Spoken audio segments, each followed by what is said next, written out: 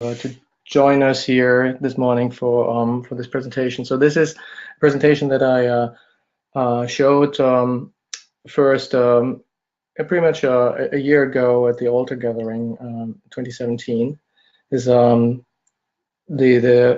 summary of results from a survey in climate change perceptions, adaptations, and factors that determine adaptations among the land trust community in Ontario.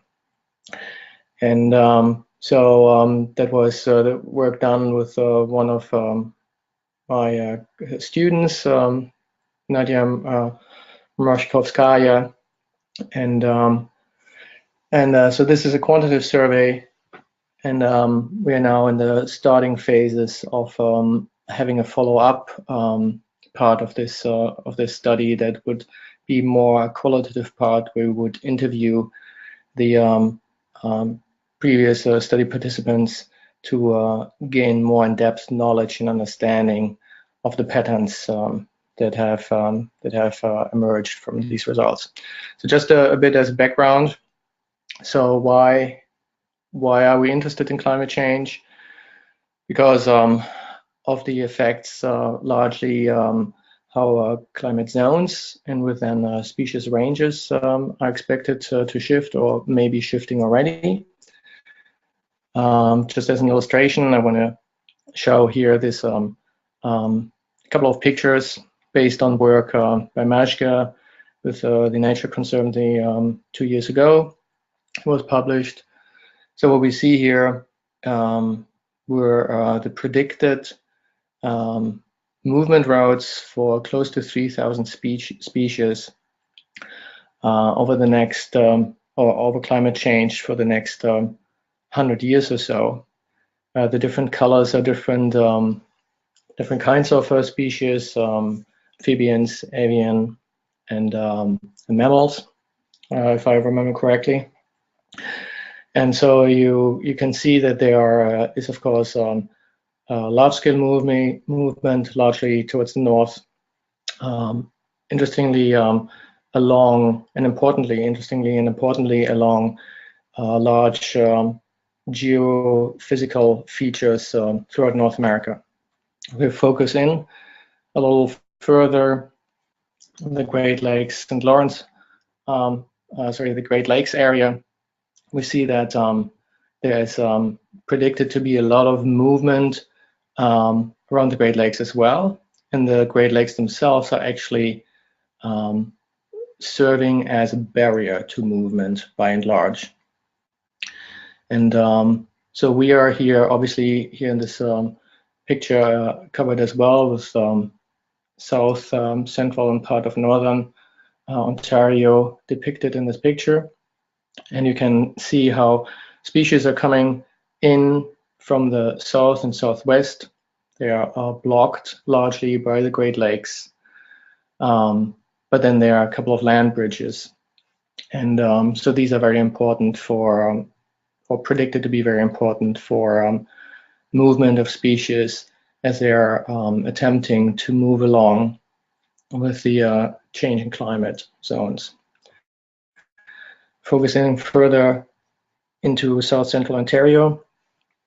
So this South Central Ontario seems to be an important route of climate escapees, if you want to call them like that, coming especially from the lower Michigan Peninsula, crossing over into Ontario, but also from New York State, going through southern Ontario, and then this way being able to bypass Lake Huron, Lake Erie, and Lake Ontario on the way up further north. So what's important here for me as a takeaway message is that regionally, what is happening in South and South Central Ontario is important for quite a number of populations and species as they're attempting to deal and to move with the to deal with climate change and move with the changing climate zones as they are predicted to move northwards with increasing temperatures and changing precipitation regimes. So really what is happening on the ground in South Central Ontario is important because that can hinder or facilitate these predictive movements patterns that we see here. So this is the background. So really the land trust sector is of course an important player for land conservation anywhere in the world, and so also in Ontario. And what is happening in Ontario is important regionally as well as on a continental scale.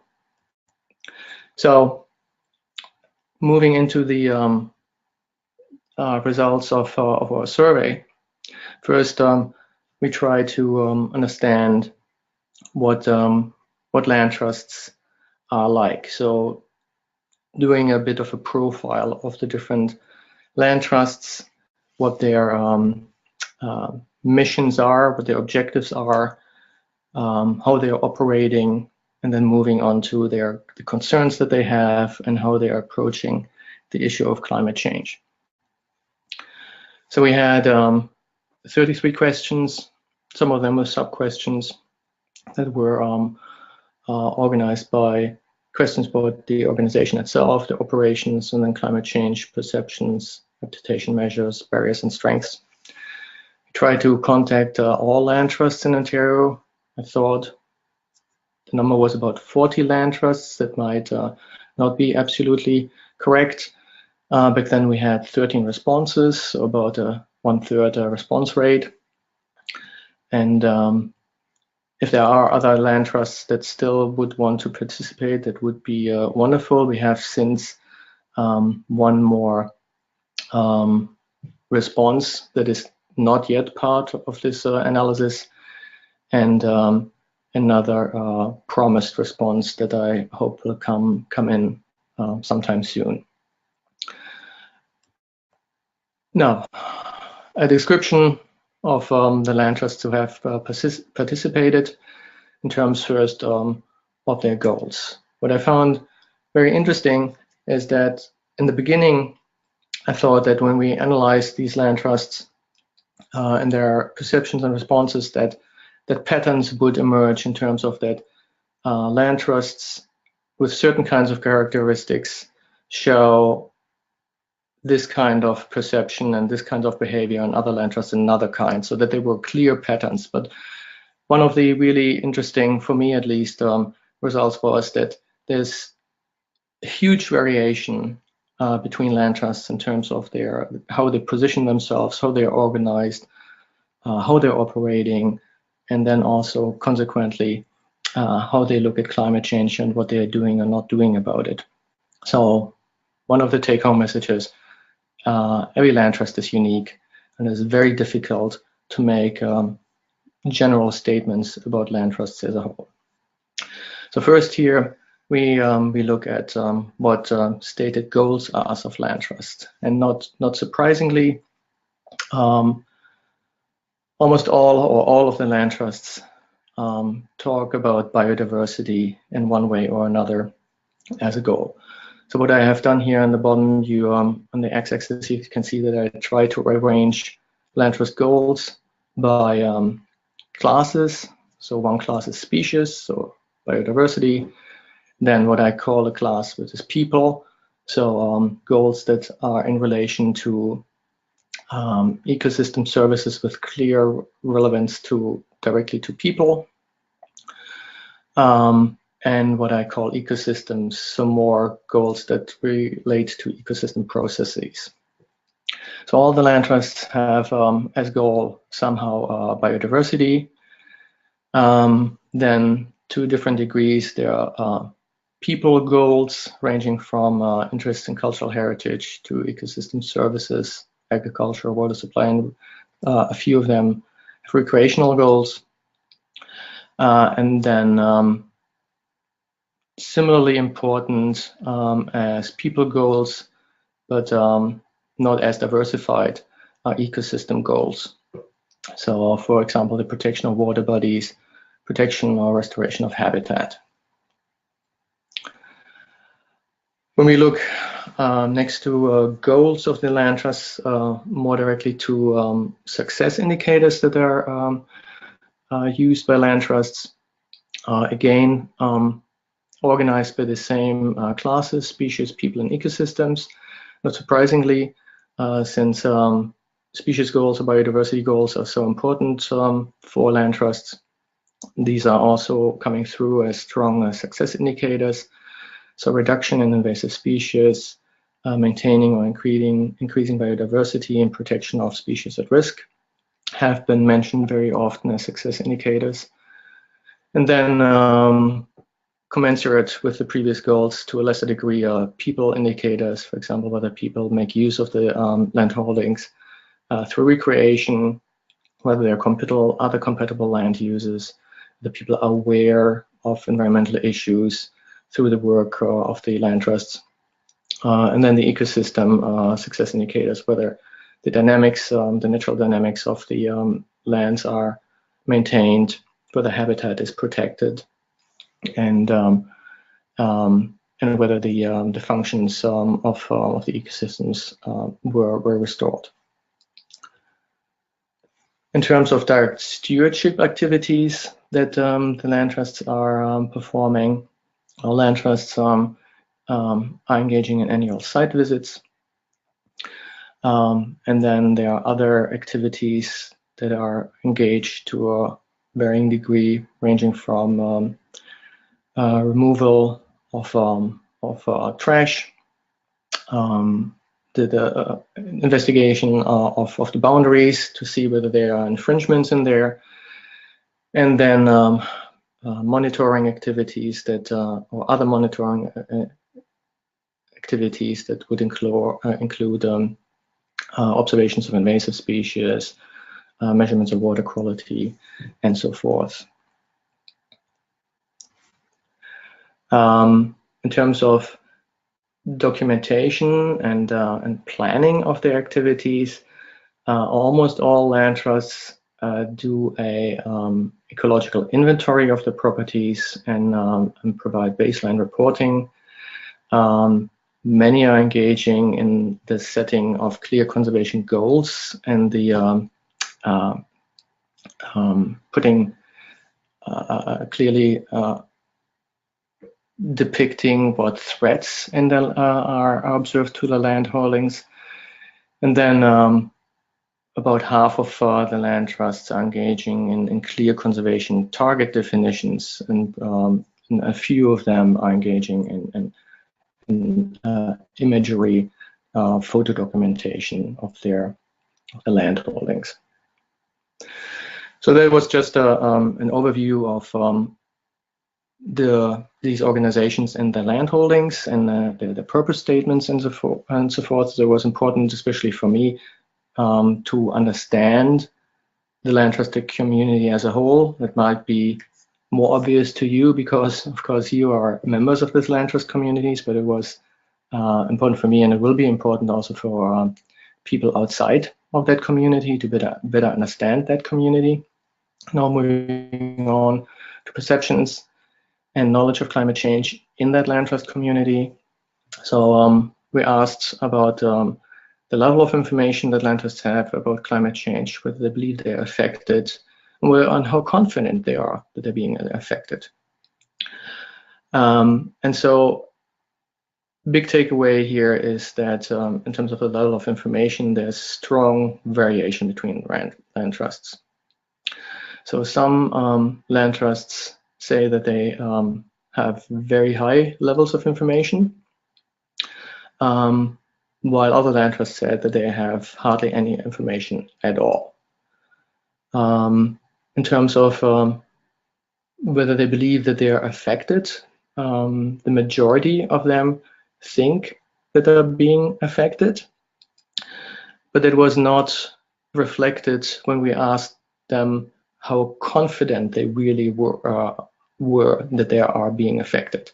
And there again, there was a large spread in terms of confidence, from not confident at all to extremely confident that they are being affected.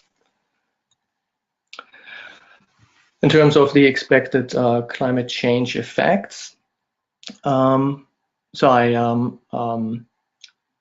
arranged this here by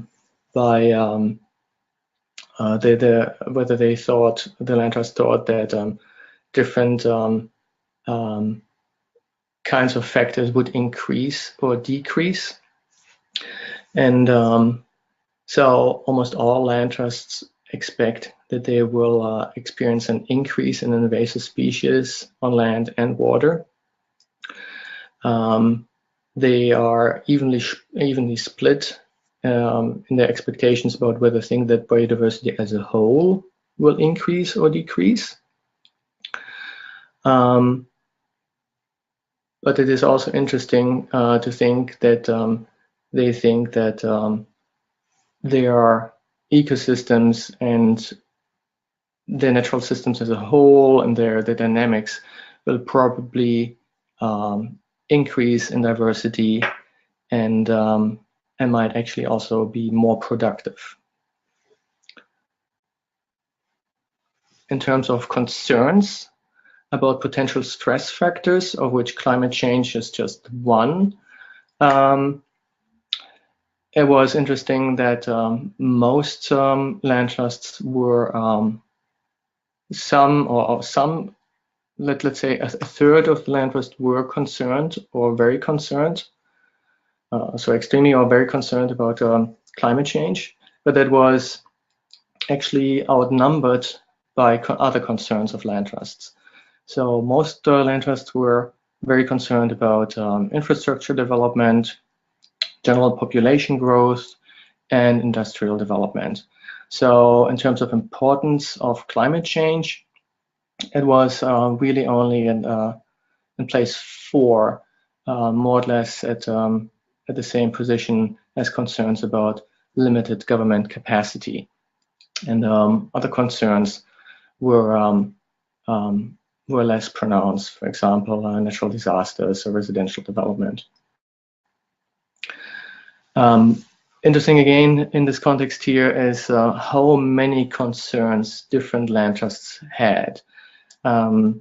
So this is really just on the x-axis here, the number of concerns, and then on the y-axis, how many land trusts had this number of concerns. And that reflects for me again how unique land trusts are.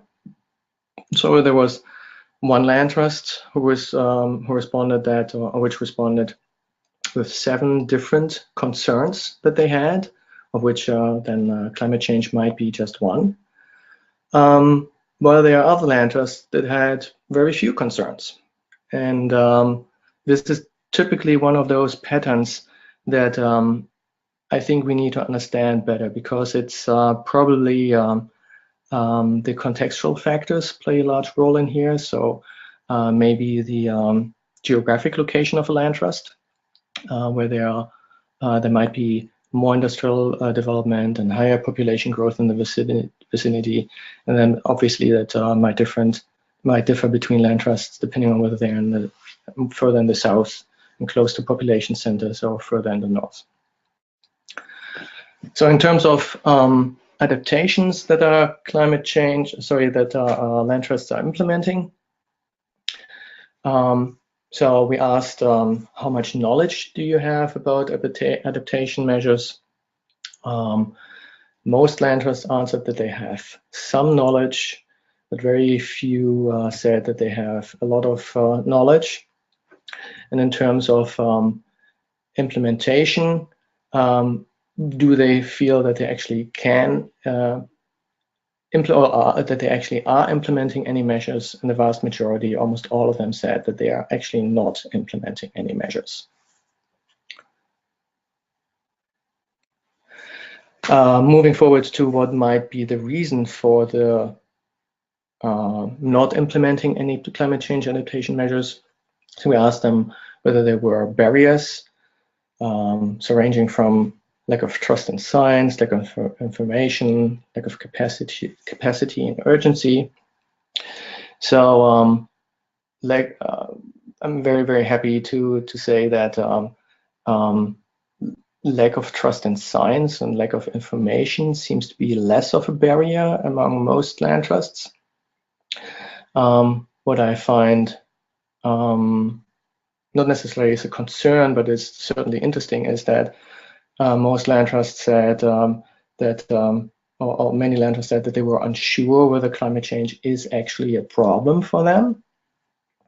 And then in terms of real barriers to take action, that speaks probably to the tightness in terms of financial funds available, sometimes also staff capacity or staff numbers, with the lack of capacity within the land trust, insufficiency of funds that are shown very strongly through in terms of barriers, and then also a lack of urgency that is probably reflecting a little bit the point about being unsure whether climate change is a real problem, and at the same time pressures of having to deal with more immediate concerns that might be relevant to the land trust, something that threats that are of a more immediate nature right now that that ask for the land trust attention.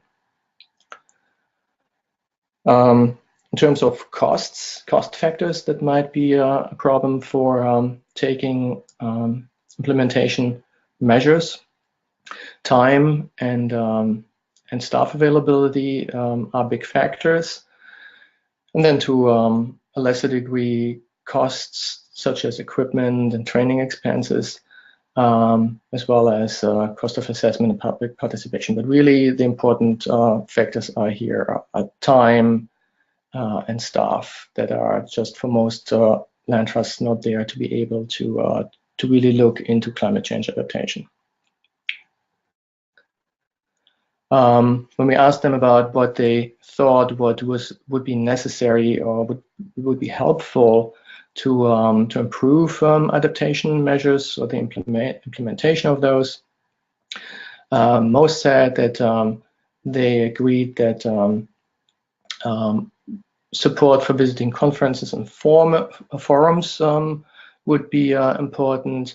More fine-grained climate change information that would allow land trusts to really understand how they specifically and individually are going to be affected by climate change. And what also came through was here the desire for training and practical guidelines, and to some extent also questions about information supply to decision makers, and that is probably then was interpreted as political decision makers. But overall, what I find here is interesting that a lot of these desired supports seem to be pointing towards the need of better information at the right scale, and something maybe as like a community of practice where information about the right measures or feasible measures could be exchanged between partners that are involved in these activities.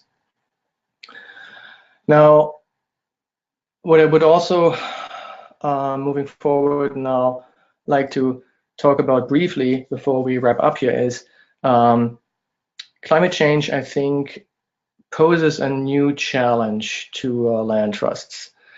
And that is a little bit different, I would say, than previously existing challenges like infrastructure development or population growth or any of those other factors.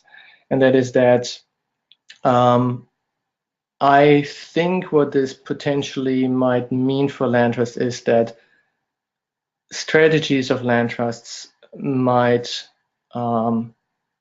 benefit from increased flexibility in the face of changing environmental conditions.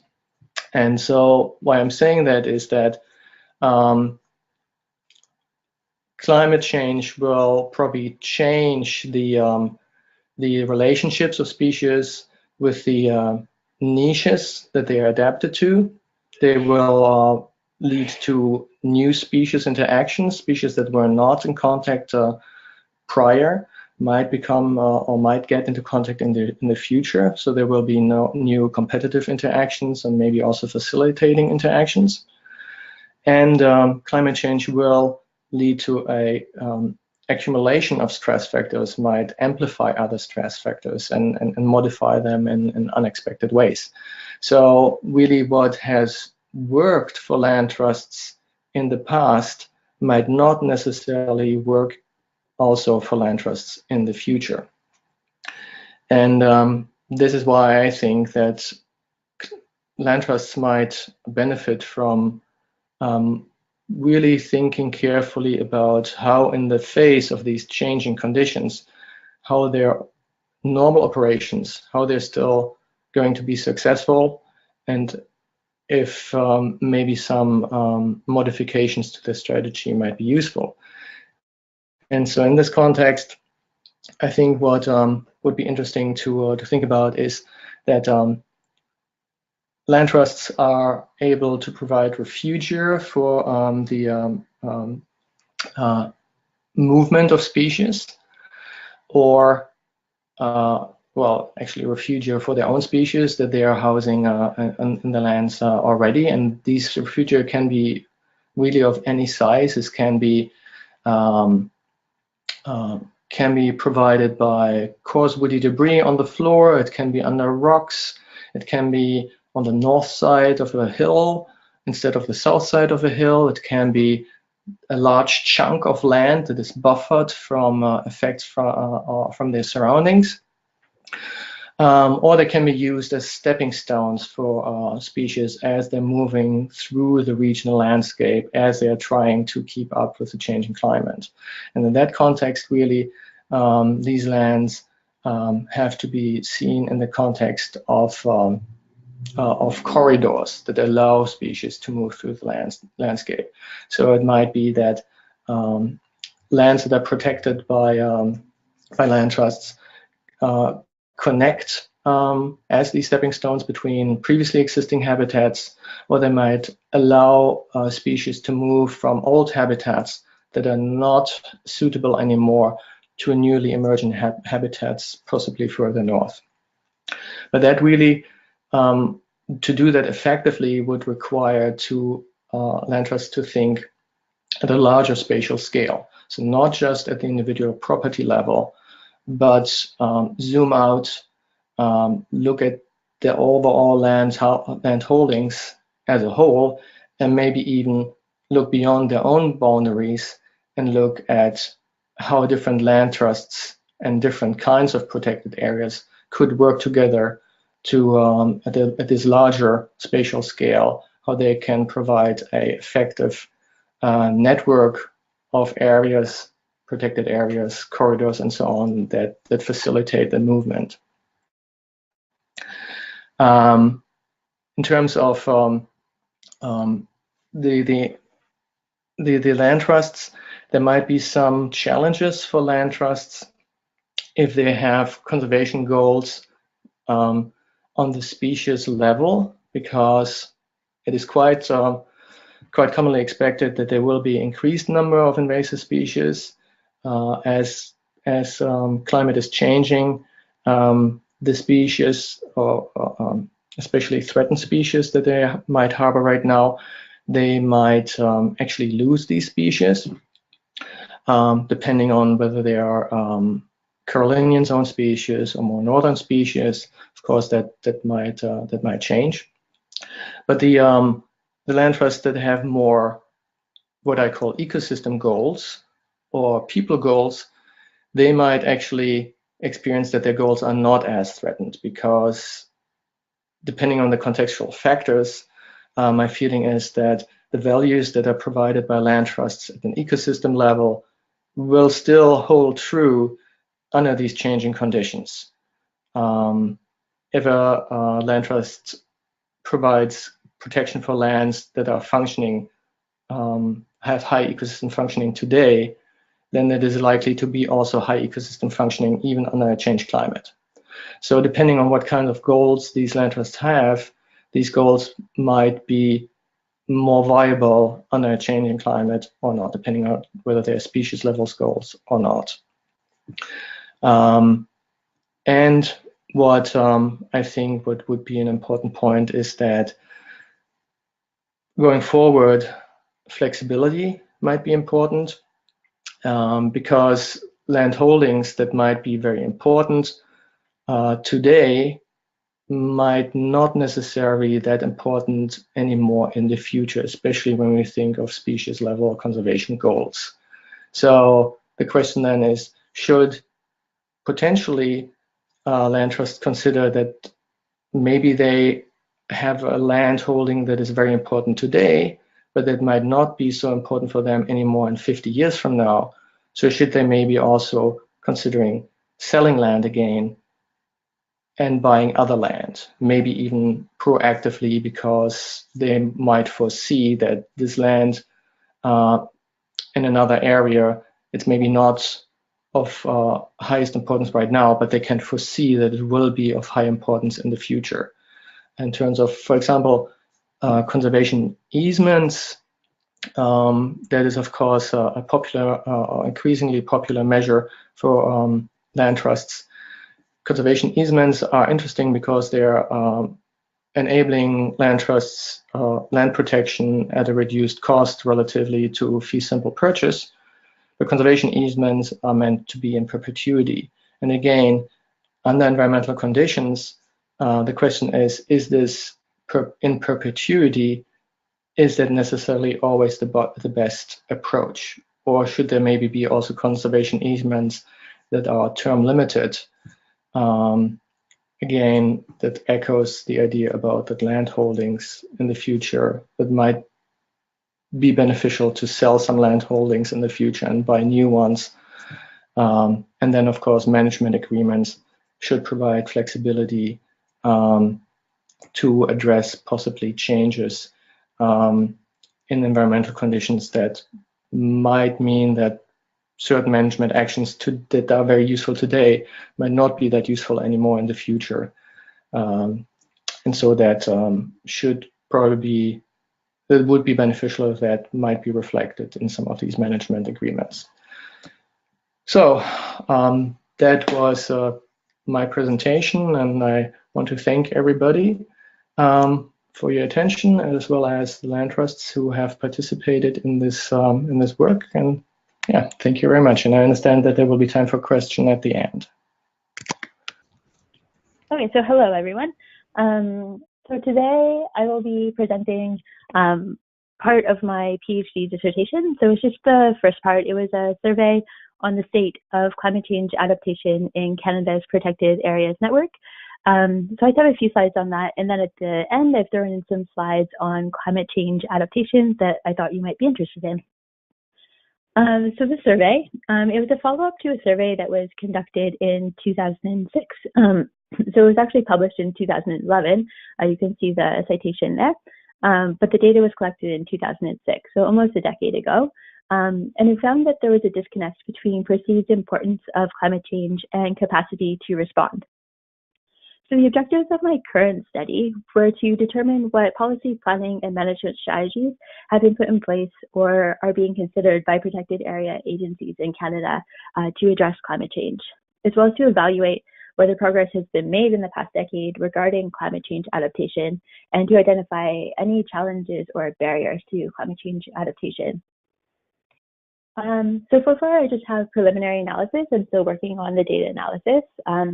But my methodology, I said it was a repeat of a survey from 2006. So 17 of the 27 questions in the survey were repeated with the addition of 10 new questions to get some more data. So the survey was sent to provincial, territorial, and federal governments, as well as to NGOs, and land trusts were included in the NGO category. So I believe some of you filled it out, so thank you for that. And it consisted of a mix of closed and open-ended questions related to perceptions of climate change, observed climate change impacts on protected areas, responses and adaptation actions to climate change impacts, as well as barriers to adaptation. So a key finding so far is that not much has changed since 2006, which is not great. However, we have made progress in a few areas. So we still don't have the capacity to deal with climate change and have not developed climate change adaptation strategies for protected areas.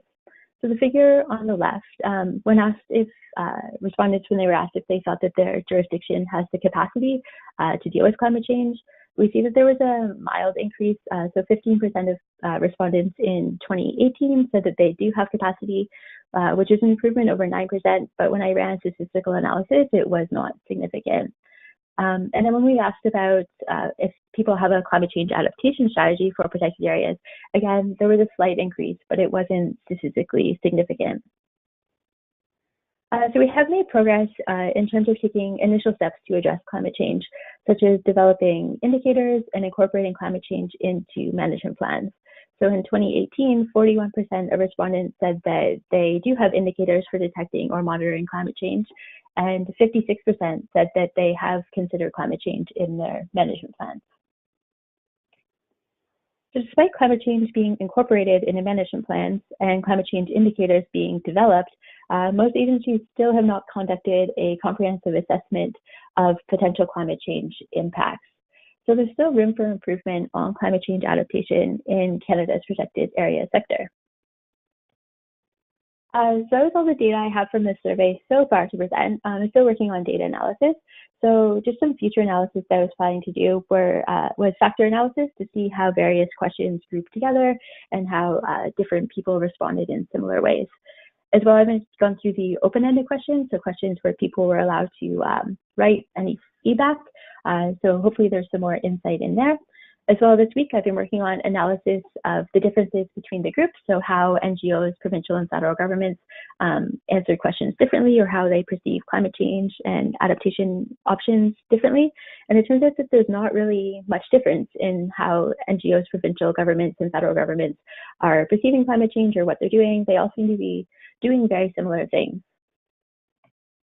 So then I just threw in a few slides here about climate change adaptations that I thought that you might be interested in. So traditionally, protected areas have been the main focus of conservation policy and practice within Canada. So protected areas are located based on available space and political feasibility, designed to protect threatened species, and created on an assumption of a static pattern of biodiversity, which is likely not to hold up in the future under climate change. We also rely on ex situ conservation, which involves placing species in zoos or in seed banks with the potential of returning them to the wild in the future, as well as on ecosystem restoration to maintain biodiversity, although typically we use those to a much lesser extent than protected area creation. In the past few decades, I believe Michael was talking about connectivity earlier, but there's been an increased recognition that connectivity between protected areas needs to increase to allow species to move between protected areas and to facilitate dispersal. So for example, with the Adirondack to Algonquin Wildlife Corridor has been proposed as a means to connect Canada's boreal forest with the Carolinian forest and to encourage the migration of species between parks. So the figure on the left is just showing climate change temperature increases, which I'm sure most of you are familiar with. So temperatures have increased in the past and they're projected to increase into the future. And these increases in temperature are having impacts on biodiversity, leading to reduced survival of species, reduced population sizes, decreased genetic diversity, range contraction or expansion, depending on the species, increased spread of diseases and parasites, as well as increased spread of invasive species and increased extinction rates. So to avoid or to mitigate these impacts, species can respond through several different mechanisms, such as changing their range, genetic adaptation, or alterations in their life cycle and their phenology. However, if they are not able to do that, then it leads to extinction. So because of these factors and the impacts that climate change is having on biodiversity, change is required. So we need to change our practices and our policies to adapt to climate change. So the current suite of conservation practices has proven successful under some circumstances and in the past. However, due to the additional stresses that climate change is placing on biodiversity worldwide, traditional conservation practice and policy will no longer be sufficient to protect biodiversity in light of climate change. So biodiversity conservation tools and techniques that we're currently using need to expand and to incorporate climate change considerations into and take a more dynamic approach. So protected areas will always have an important role to play as a conservation tool. However, we need to expand our toolbox and use a more diverse set of tools, many of which are already being used by protected area resource managers. So here I've just thrown in a slide on different conservation strategies that can be used and implemented to address climate change. So they range along a continuum from more conventional strategies to more interventionist strategies.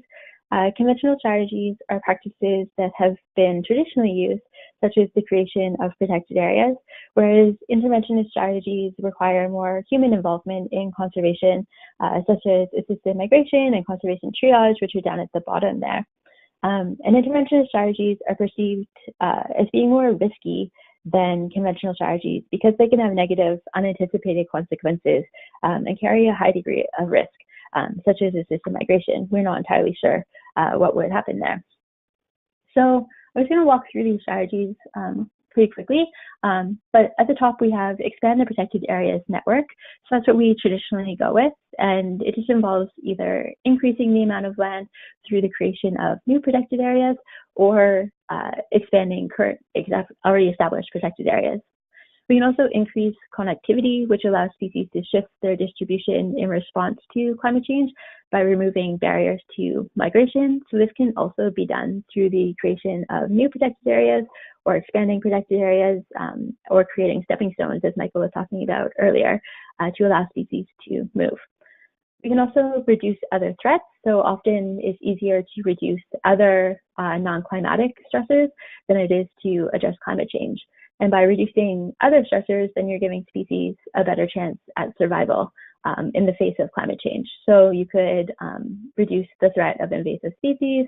You could help species in other ways to just reduce other threats on them. So maybe reducing human pressures or reducing like fishing and hunting and things like that. We can also conserve the geophysical stage. So this just refers to preserving the underlying topographical and soils, those types of features, rather than focusing on preserving the species that live on top of that geographical environment. So the theory there is that by preserving the geophysical stage, when the climate changes, other species are able to come in, and we've preserved that underlying environment for the species to live on. And then we have dynamic reserves. So this can take many different approaches, but essentially the location and level of protection of a reserve would vary throughout time and space. So you could protect an area under certain circumstances and then change that level of protection in the future. So perhaps during a certain time of the year, you don't allow any human activity within the reserve, but then during a less vulnerable time of the year, you allow human activity. Or it could be an area that becomes completely protected at one point in time, and then that area could shift as the species shift as well. That area of protection could move. And then I have focus on ecosystem function and novel ecosystems, which are very similar. But when we focus on ecosystem function, we focus on preserving the health of the ecosystem and ensuring that the entire ecosystem provides the ecosystem services that we desire, rather than focusing on preserving specific species or historical species assemblages. So in the future with climate change, this might be easier to attain than trying to preserve species that historically were there that the conditions may no longer be ideal for. It might be easier to focus on maintaining those critical ecosystem services rather than specific species. And then at the bottom, I have conservation triage, which is similar to the emergency medicine form of triage, where scarce resources are allocated based on the probability of success of that action. So for example, if you have a species that's highly threatened, it might take a lot of resources in order to save that species, or it may not even be effective. And then you have wasted a significant amount of resources on that species.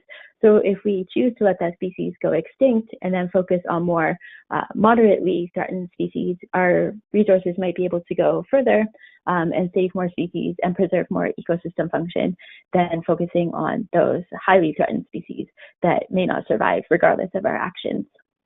And at the very bottom, there is assisted migration, which involves moving species outside of their historic range to areas where the climate is more suitable.